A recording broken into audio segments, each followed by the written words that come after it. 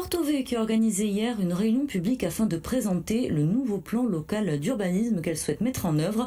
Le dernier PLU avait été annulé en 2011. Les précisions de Frédéric Danez et nos équipes. Porto Vecchio côté Pile, son centre ancien réhabilité, ses ruelles atypiques. Porto Vecchio côté face, ses constructions éparses qui imitent la colline, ses grands ensembles construits sans cohérence urbanistique. La conséquence de l'absence de plan local d'urbanisme depuis 2011.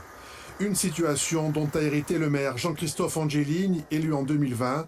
Avec son équipe municipale, il a élaboré un nouveau PLU, présenté hier aux habitants en réunion publique. Le sujet passionne. Les porto-vecchiais se sont déplacés nombreux. Ange François a déposé une demande de permis de construire sur un terrain familial.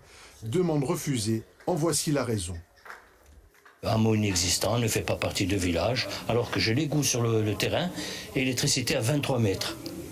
Et le permis m'a été refusé. Et d'autres constructions ont été autorisées? D'autres constructions ont été autorisées par la suite à côté. Des gens qui, d'ailleurs. Alors que moi, j'ai la maison de mon arrière-grand-père qui date de 1800 sur la parcelle. Libérer l'accès au foncier pour les résidences principales, c'est l'un des axes majeurs de ce nouveau plan local d'urbanisme. On s'est dit qu'on ne pouvait pas continuer comme ça. Et que le premier des droits, celui d'avoir un logement à l'année et un tarif abordable, il fallait qu'on le rende possible pour chaque porto-vecchien. Un choix politique assumé par Jean-Christophe Angelini. Il y a à peu près 63% de résidences secondaires à Porto Vecchio.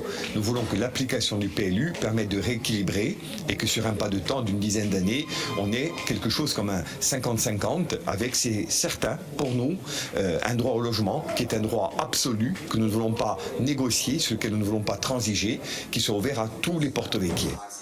La municipalité, qui souhaite renforcer son pôle d'activité économique autour du tourisme, a aussi pour ambition de proposer un nouvel équilibre territorial entre la ville et les villages environnants.